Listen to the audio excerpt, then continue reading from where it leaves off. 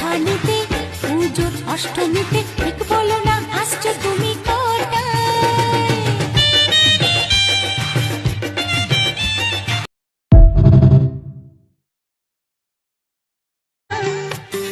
সত্যি করে বলো না, করো না আমায় ছলো না।